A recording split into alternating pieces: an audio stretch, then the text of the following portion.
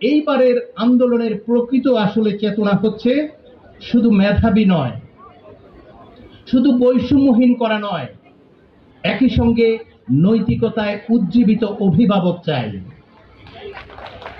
আমরা এমন উপাচার্য চাই যিনি বিশ্ববিদ্যালয়ের মেয়াদ শেষে পালিয়ে যাবেন না।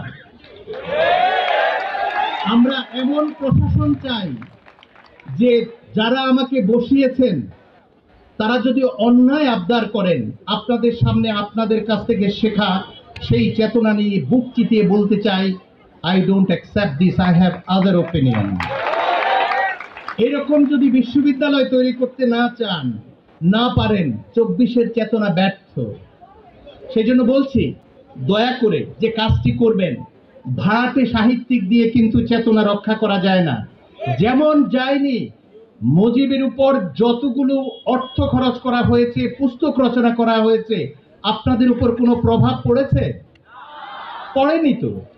জোর করে কি টপ ডাউন হয় না?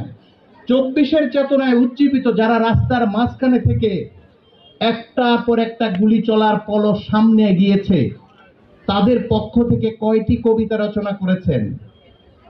তাদের পক্ষ থেকে কয়টি নাটক মঞ্চস্থ হয়েছে? তাদের পক্ষ থেকে কয়জন শিল্পী জন্ম নিয়েছে?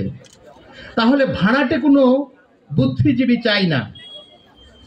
যারা খুব ভালো ভালো লিখে আপনাকে 3 ঘন্টা মনোরঞ্জন করতে পারে, এমন মানুষের দিন শেষ। যারা আপনাকে লক্ষ্যে পৌঁছাতে সাহায্য করবে, যারা 14 বছরের একটা বাচ্চাকে পুলিশের গুলির সামনে দাঁড়িয়ে বলতে শেখায় শহীদ হতে চাই, তাহলে প্রয়োজন 24-এর চেতনা স্নাত শিল্পী, সাহিত্যিক, কবিতা। কয়টা কবিতা রচনা করেছেন বলুন তো? আপনারা অর্থ বরাদ্দ করবেন অসুস্থদের সুস্থ করবার জন্য, সন্দেহ নেই।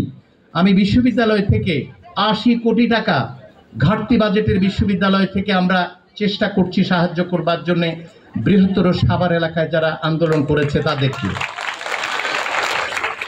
কিন্তু আমি বলতে চাই, এই দরিদ্র বিশ্ববিদ্যালয়ের, পাবলিক বিশ্ববিদ্যালয়ের পক্ষ থেকে আমাদের একটি আর্জি আছে।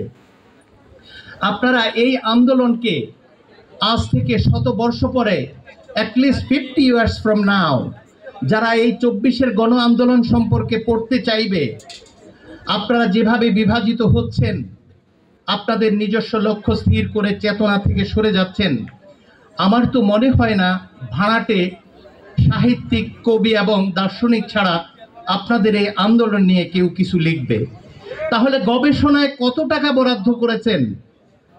পৃথিবীর ইতিহাসে যত আন্দোলন হয়েছে, সেই আন্দোলনগুলোকে ডিজিটাল যুগে চিরস্থায়ী করবার জন্যে